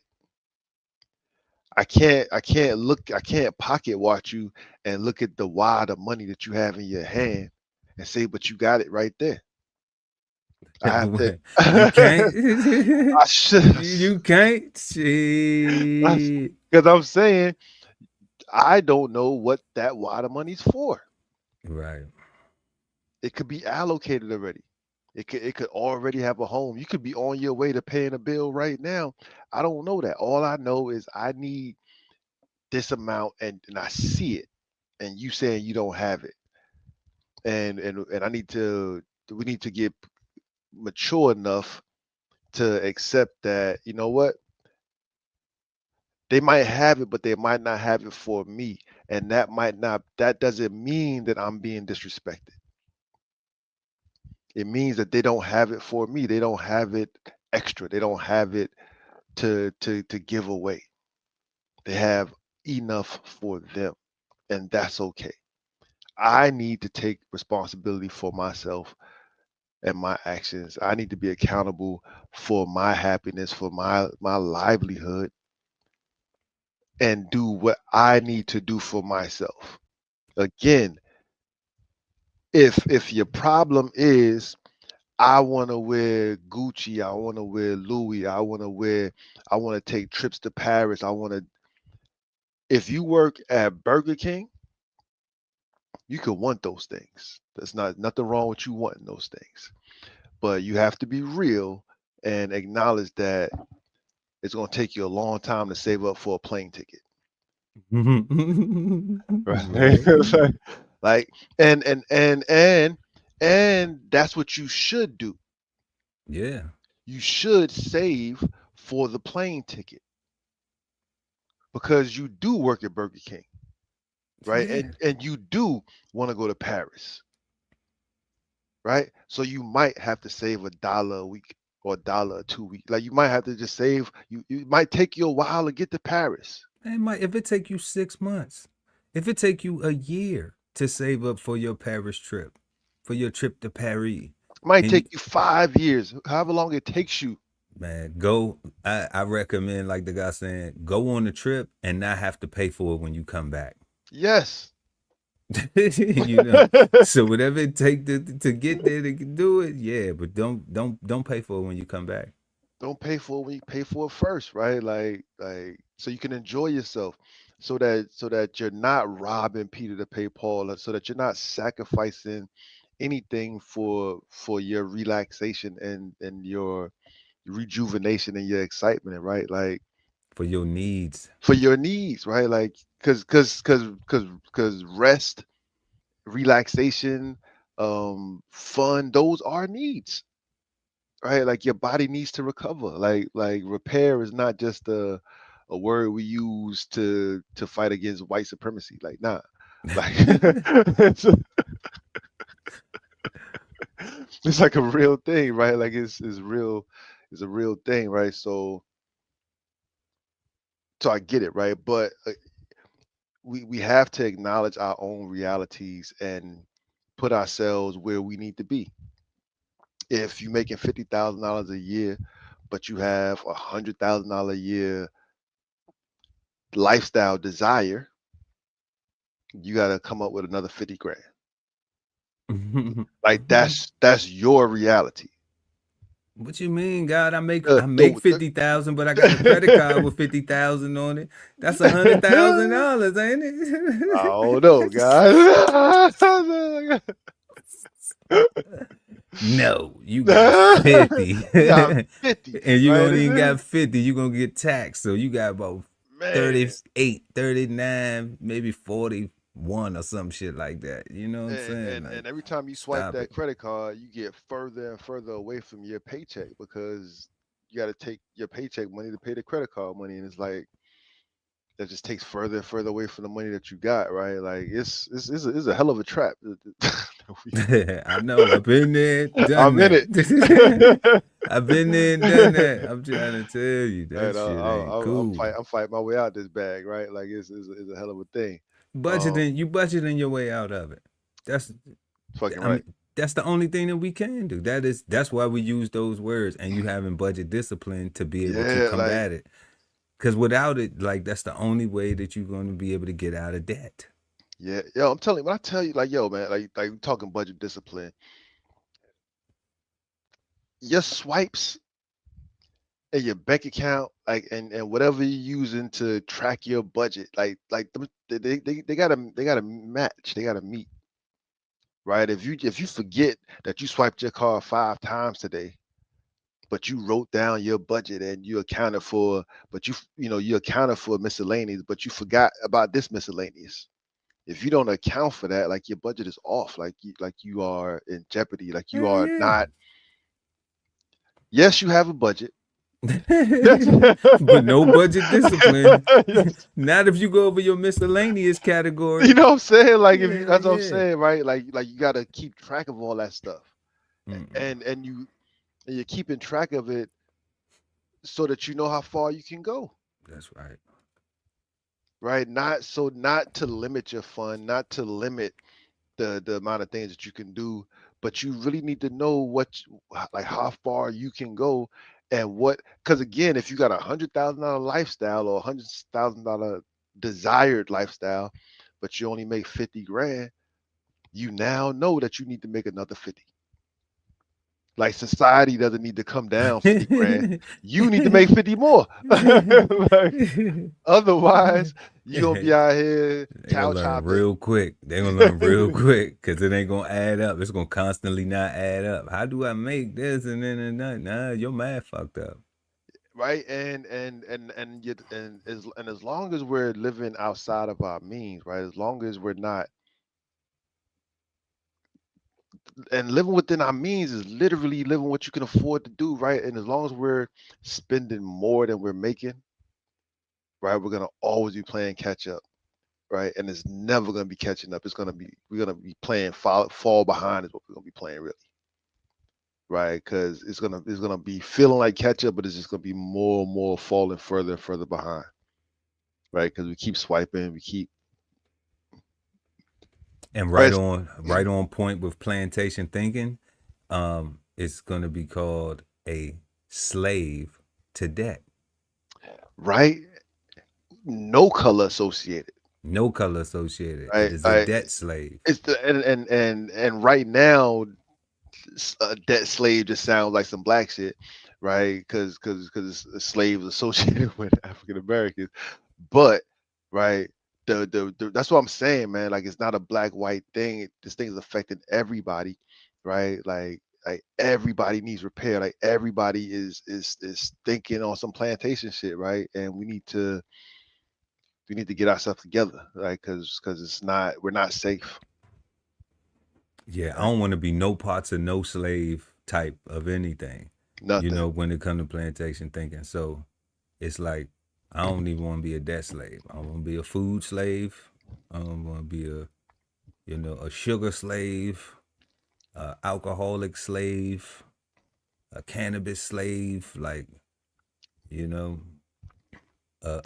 nicotine slave. I don't even want to be a slave to my wife. You know, And I give her everything. now we partners. We partners, you know what I'm We saying? partners. You know what I'm saying? What's that thing they be talking about that you're evenly yoked? Yeah, we got that. We evenly yoked. Yeah, we partners and everything. Definitely. So solutions, y'all. We are answering the question, what are some solutions that can help reduce or eliminate plantation thinking? Let us know what you think in the comment section, in the chat, y'all. Real quick, solutions. It's really going back to just self-reflection and just looking at your own habits. And really having an honest conversations with yourself. I know that nowadays accountability is a tough pill to swallow. I know that society and culturally, people think I don't give a fuck, it's cool. You know, that mindset, like I don't care, it's cool. So the problem is that other people begin to become affected by your I don't cares or I don't give a fucks. And that becomes a problem because it can become dangerous. So what I encourage to my people is that, and to anyone listening, all right, self-evaluate. Look at yourself. Am I being a better version than I was yesterday? Am I being more productive than I was yesterday? You know, do I have some habits? Have I examined where these bad habits came from? They're not, even I might look at it and I might think, you know what, that ain't no problem. Like, that's your problem. That ain't my problem, right? But if enough people tell me that you got a fucked up attitude, Pearl, then ain't nothing wrong with me looking at myself and be like, do I got a fucked up attitude for real? What is it that I'm doing that is causing more people to say I got a fucked up attitude than more people saying you're pleasant to be around? You know, that's something that is like, okay, well, where did I pick up this funky ass attitude that I have? You know, where did I pick up thinking that the world revolves around me all the fucking time? Where did I get this from? You know, now it's okay. Misery can be alone. Misery can die miserable. You know, but then there's nobody else to blame but self for the destruction of relationships that you had, you know, for as many days as you blessed with, fortunate enough to have. But that's the thing about it, being fortunate enough to have them means like they're fortunate. They're fortune. A day above ground is fortune. A day full of life is fortune. Yeah, bro. You know that saying, niggas die every day, B, right? But if you're not one of those niggers that die every day, B, then you are fortunate. You have life. You have the opportunity to do something positive and productive and peaceful and self-improve, working with your family, working with yourself, like we was talking about with the young lady. If I'm in a bad position, I can't help nobody. If I'm messed up, if I'm down bad, I can't help nobody. I can't do nothing for nobody else because I can't even do nothing for myself. So that give, yeah, that's cool if you have it to give. But if you don't, then you need to practice some budget discipline and be mindful. You know, another solution,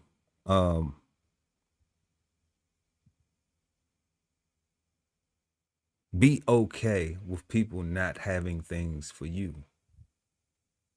The guy was saying that when you was using the term about seeing somebody with some money, when you were giving the insight about seeing somebody with some money, and it's like, you know, I've been in that situation. You got money in your pocket. You know, you count some money doing something. Like, man, give me $5, man. Give me $10. Let me hold a couple dollars. Man, you got all that money. You can't let me hold it. You got all that money. You can't let me hold it. Man, you can't let me get $10. You can't let me get $5, man. I ain't asking for number $5. And you like, God damn. Well, you just want to give a person $5 just to get the fuck out your face. But there is a mindset that people have, you know, not, you know, talking down on the person who got the $5, but there's a mindset that resonates with people that feel that way, because we have begun to lead with this pocket watching thing from the plan that came from plantation thinking, where we both slaves, one got on better clothes than the other one, so they must have this, so they must have that. That's what you said last time, it's them clothes. You know? Yeah. And we have to realize that that is a design to judge a book by its cover. Because you can dress a piece of shit up and it's still a piece of shit. So removing that mindset of, oh, what they look like, it must be this and it must be that and it must be this and it must be that. Instead of developing relationships with people, being kind, working together, and then understanding, because you never know, that person may be going through more shit than you going through. They just like to look nice when they leave the house. You don't give a fuck about how you present yourself to the world. And they may be going through way more shit mentally, family-wise, anything, but because this plantation thinking narrative is permeating and continuing to be perpetuated through these narratives of, oh, you have on this, or you drive this, or you live like this, or you must got that, and you must, we're not even people desiring to actually go beyond that and find out what is a person really dealing with. How can, even if they have some things that you desire, that you see and that you desired, like, how can I obtain that? Oh shit, here go the number. Oh shit, you know what I'm saying? Oh, here go the color. This is where I went and got it from. Oh, you want this like, right here? Yeah, there you go. Like, you know what I'm saying? Like, that's fucking simple. Yeah. They may be quick to share, but you sitting back like, you got this and you got that, and hating. Yeah. That's some plantation shit. That's looking at the slave in the house and you in the field, and you the field slave, and you thinking that there's a difference between the two of you, not realizing that you both are still slaves. Yeah.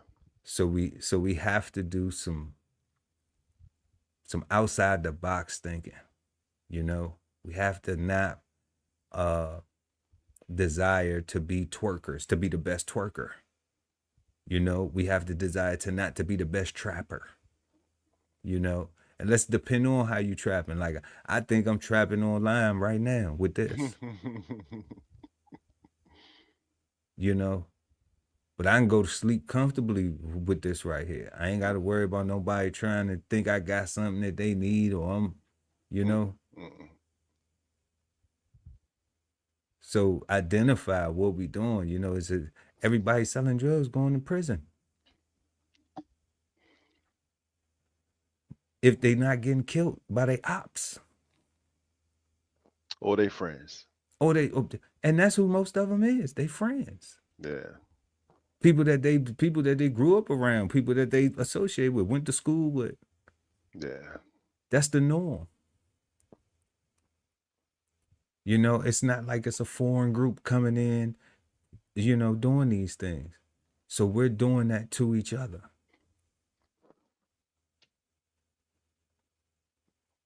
And we have to not promote that.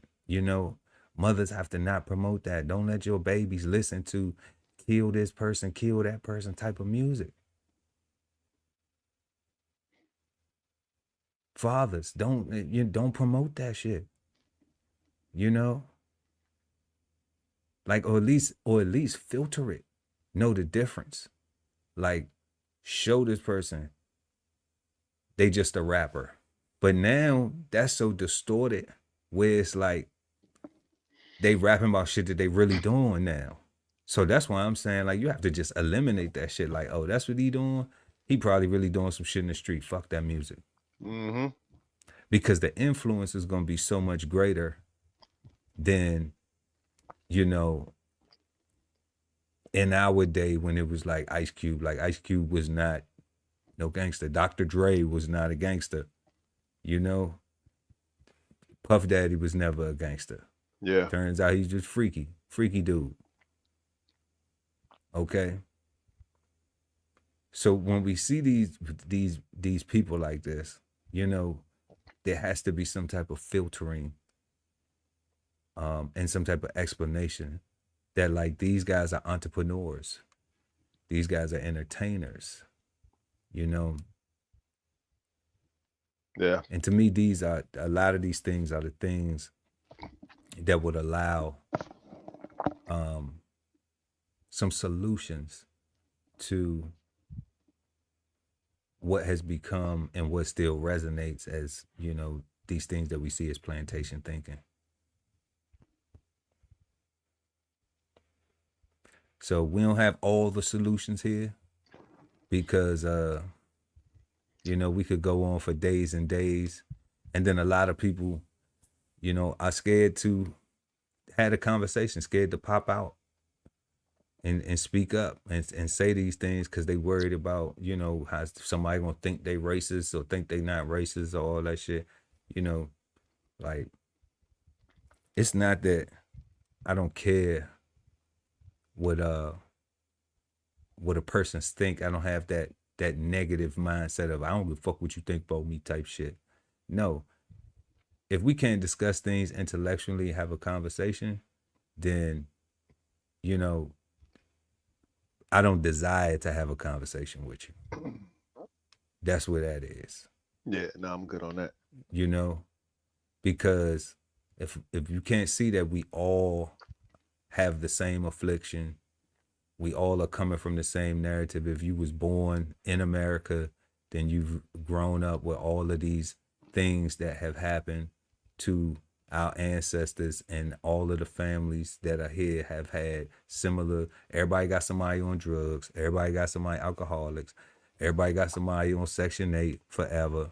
Everybody got somebody on, you know, bullshit time, turn up time. Everybody got twerkers, trappers. Yeah. You know, all the stereotypes. Every single stereotype you can name, we all got it in our family. The stereotypes don't be wrong, they just don't always apply. Say that again, God. I said the stereotypes don't be wrong, they just don't always apply. That's right.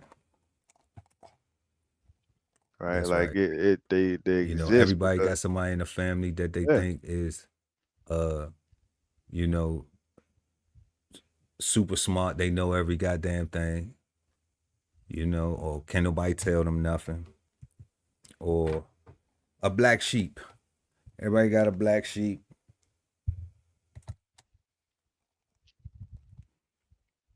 You know, we all have things that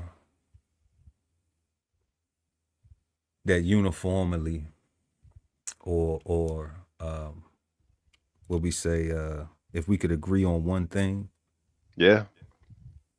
You know, we can definitely agree that we have those similarities amongst our families. And those are all traumas from the plantation.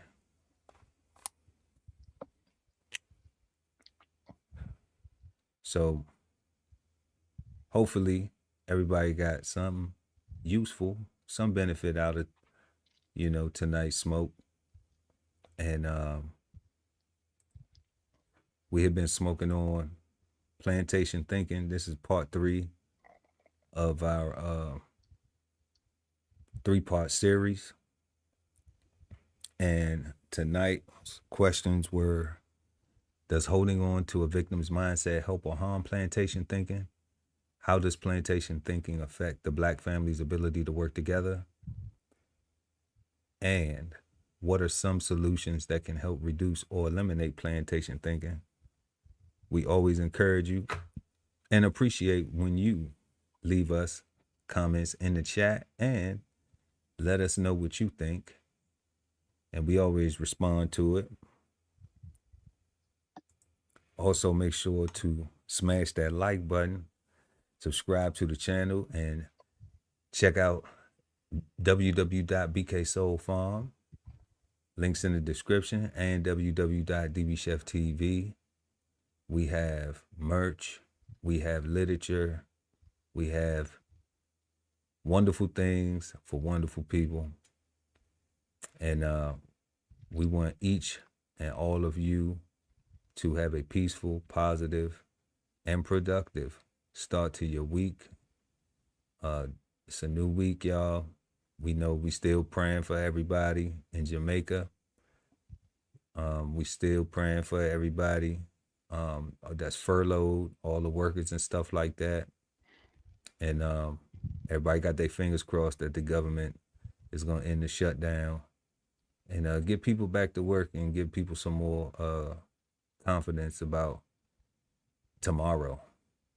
Because it seems like, you know, that's what it's affecting. A lot of people's don't have the ability to they aren't sustained. They aren't self-sustained, you know, so they're really concerned about their dependence on this government subsistence. So we will see y'all next time right here on Cigar Sundays Live at 8 p.m. East Coast time with myself, Chef Earl Pearl at DBCHEFTV, and the God Ali Dawood L at BK Soul Farm. And we are the Cigarden Panel. Peace, God. Peace, God. This whole publication is all about going from nowhere to somewhere, right? Being able to stand on something so that you can travel in peace, right? So bksoulfarm.com, 1016 160 self-sustainability. Jump on the list and get yourself together, right? Because it is irresponsible to not even know what responsibility means. So get yourself together, food, clothing, and shelter, protection of that, support your interests, and live. Some say that art imitates life, but we say that life is art. So visit the DBCHEFTV gift shop and get 15% off of your next masterpiece of fashion. How do you get there? Simply tap the link in the description. At the Veteran Kettle Podcast, we thank you for your service, support, and sacrifice to our country. Listen to real stories of adversity and triumph as we give our best to honor our vets. Subscribe today and watch episodes now streaming on YouTube at TVK Podcast, The Veteran Kettle. If it's Friday night and you don't have a date, then brunch with the fellas is your spot, so don't be late. We go up at 9 p.m. with the trending topic news. Smash the like, comment, subscribe, and share the content. Don't be rude at Brunch Fellas, now streaming on YouTube. Love ain't always easy, and we won't stop until we get it right. So bring that ass to the Love Speak Podcast. Subscribe today and let your love speak at TLS Podcast, The Love Speak, now streaming on YouTube. Exchange insights Sundays at 8 p.m. East Coast time with the Cigarden Panel, smoking on words like two big nerds, hosted by DBCHEFTV and BK Soul Farm at Cigar Sundays on YouTube. Subscribe and hit the notification bell so when they go live, you never miss an episode of Cigar Sundays Live. Sign up for the newsletter and shop merch and clothing at www.dbcheftv.com.